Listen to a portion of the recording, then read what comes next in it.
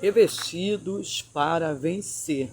Pois é, estamos aqui essa semana, mais uma vez, para nos revestir. Revestir de quê? De toda a armadura de Deus. Chega de perder batalhas, minha irmã. Chega de perder guerras.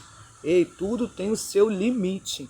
E eu acredito que você já deve ter chegado no seu, é ou não é?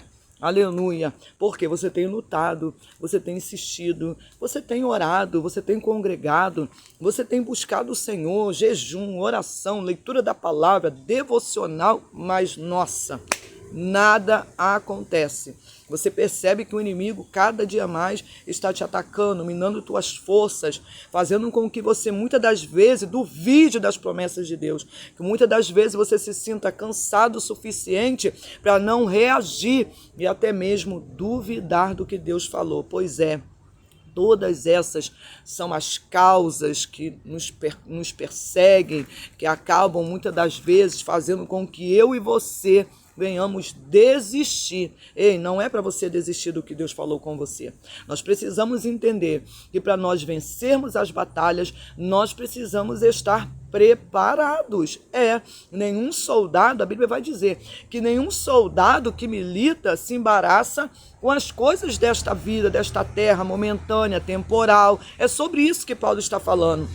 Quantos de nós que somos soldados de Cristo, chamados para a guerra, chamados para a batalha, mas estamos embaraçados com a rotina, embaraçados com a demanda do dia a dia, embaraçados com o futuro e até alguns presos no passado. É momento de libertação, é momento de nós nos achegarmos a Deus e conhecermos Ele melhor. Lembra do que Ele disse? Conheçamos e prossigamos em conhecer a Deus. Eu sei que esses minutos aqui são muito pouco para a gente conhecer um pouco mais da sua palavra, mas é fundamental que eu e você venhamos tirar um tempo do nosso dia, um tempo da nossa correria e parar para ouvir qual é a direção que o Senhor está nos dando. Você que chegou até aqui nesse canal, seja muito bem-vindo, muito bem-vinda, que o Senhor possa falar o seu coração. Tem direção de Deus aqui para a tua vida, eu tenho certeza. Você que ainda não pegou 1, 2, 3, 4... corre lá atrás, entra no canal e assiste toda a série Blindados para Vencer. Começa lá do comecinho que você vai ser mais do que vitorioso em nome de Jesus. Amém? Eu creio nisso. Aleluia. Efésios, nós estamos aqui nessa palavra, Efésios capítulo 6. Nós já chegamos agora no versículo 17. Oh, glória a Deus. Versículo 17, que vai nos dizer assim: olha, tomai também o capacete da salvação e a espada do Espírito, que é a palavra de Deus. Eu vou ler somente a parte A desse versículo, porque amanhã a gente fala sobre a palavra. Mas hoje a gente ainda está falando sobre como se proteger.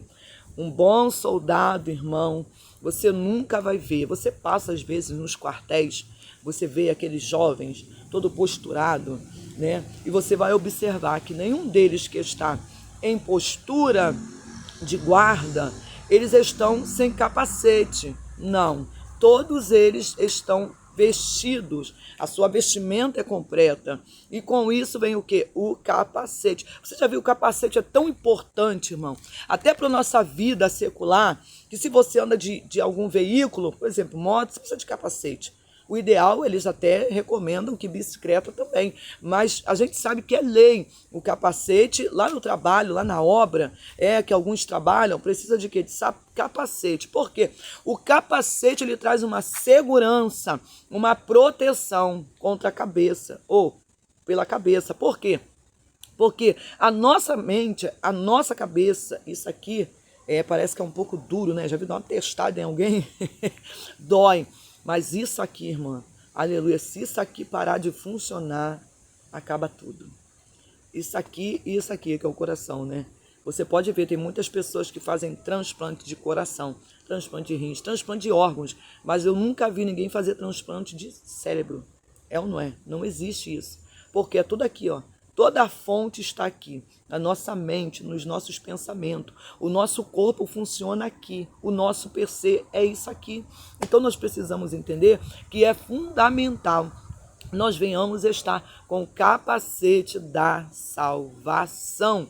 E olha o que diz o livro de Romanos, Romanos capítulo 8, versículo 16, vai dizer que nós somos filhos da salvação.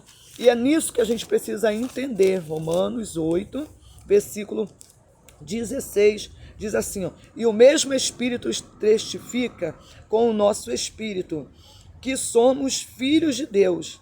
E se somos filhos, somos logo herdeiros, também herdeiros e co-herdeiros de Cristo.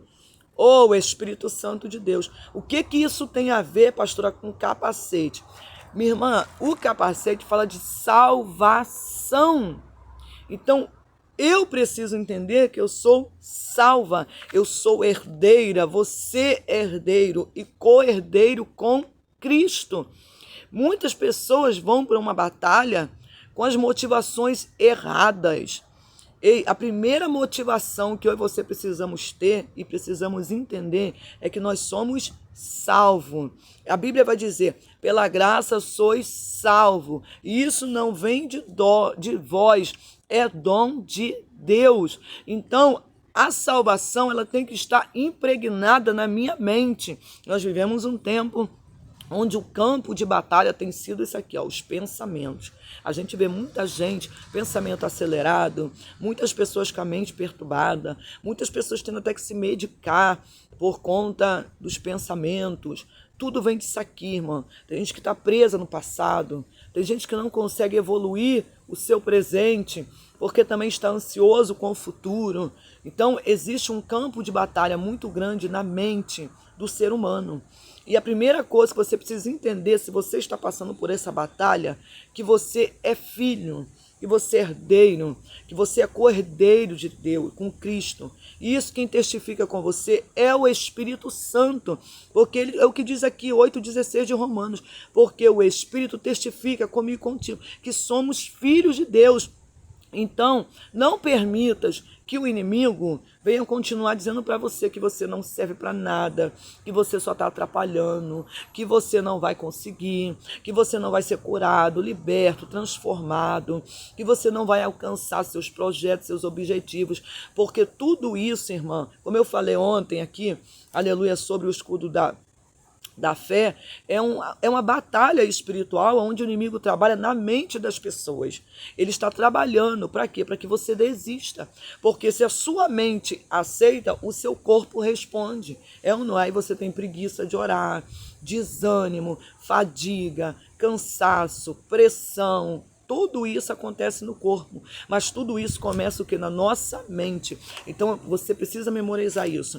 Você é filho, você tem herança, você é filho, você é co-herdeiro com Cristo, você já herdou com Ele todas as coisas. Louvado seja o nome do Senhor. Nós precisamos entender que o Senhor nos chamou, aleluia, nos chamou para quê? Para vencer guerras e batalhas também. Claro que a gente vai ter vitórias financeiras, vitórias familiares, vitórias no campo das emoções, vitória na saúde, mas a maior vitória, irmão, do cristão é a sua salvação. Então não vá agir com justiça, mesmo se a sua intenção não seja para o reino. Não adianta você carregar fé, né, o escudo da fé, se a fé é somente para você obter alguma coisa nessa terra. Não, você precisa ser justo, você precisa ter justiça, você precisa andar na verdade, você precisa ter fé, mas tudo isso precisa estar ligado à sua maior intenção, que é da salvação. Você está entendendo o que o Senhor está falando? Louvado seja o nome do Senhor, porque a palavra do Senhor vai dizer, o Espírito Santo de Deus, que aquele irmão que está em Cristo, nova criatura é. Eis que as coisas velhas se passaram e eis que tudo se fez novo. Então eu e você precisamos andar em novidade. E não é só novidade de vida física, é em novidade de perspectiva futura e eterna, principalmente. A nossa perspectiva não está somente nessa terra, não, irmão. O apóstolo Paulo ele vai dizer que perder para Cristo é ganho. Então quando nós estamos somente olhando para essa terra, nós estamos perdendo e estamos questionando, murmurando, reclamando.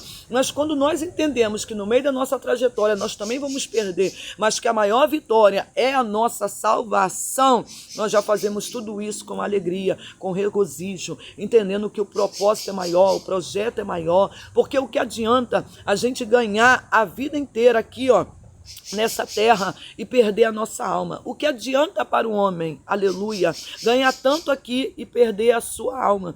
Então a nossa alma é o principal, aleluia. Ou seja, sabe o que o Espírito Santo de Deus está dizendo para você que chegou aqui nesse dia, nesse mais um dia que você está se brindando? Se brinde com a salvação, guarde na sua mente, louvado seja o nome do Senhor. Comece a colocar na sua mente, você que tem muitos pensamentos negativos, pensamentos, aleluia, você até tenta, aleluia, já viu que tem pessoas que tentam colocar pensamentos positivos? Não, a palavra de Deus não é um pensamento positivo, a palavra de Deus é uma realidade. Então você precisa começar, aleluia, a tão somente meditar na palavra, falar da palavra, usufruir da palavra de Deus. Você precisa se encher da palavra de Deus, aleluia. Então fale, professe, declare, louvado seja o nome do Senhor. A Bíblia vai dizer, livro de João, capítulo 14, não se turbe o vosso coração, credes no Pai, credes também em mim.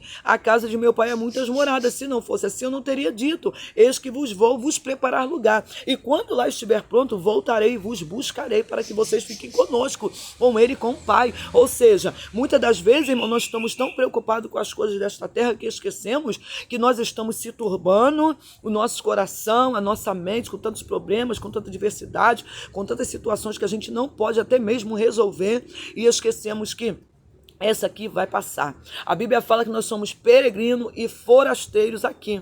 O Senhor Jesus, quando passou na terra, ele fazia milagres, expulsava demônios, ele operou, ele pregou, ele ensinou, ele evangelizou, ele curou, ele fez tantas coisas. Mas o maior projeto de Jesus, que foi, aleluia, a cruz, a entrega dele, a Bíblia vai dizer, porque Deus amou o mundo de tal maneira que entregou, que deu o seu único filho, para todo aquele que nele crê não pereça, mas tenha vida eterna. Então o maior projeto da cruz que já foi concluído foi para a salvação. Por isso ele vai dizer, aquele que crê e for batizado será salvo. Então nós precisamos crer para a nossa salvação. Louvado seja o nome do Senhor. É a nossa salvação. Quando nós acreditamos naquele sacrifício, irmão, que foi feito na cruz, eu estou falando de algo espiritual. Eu estou falando de algo eterno. Eu estou falando de algo que aquele sacrifício não foi feito para me dar carro, conforto, não foi feito para mim me acomodar, não foi feito para mim só receber bênçãos, curas e milagres, não. Aquele sacrifício foi fundamental e é até hoje para a nossa salvação. Você pode observar, Jesus curou Lázaro, tirou da sepultura, mas Lázaro voltou a morrer. Jesus curou enfermos, mas voltaram a morrer.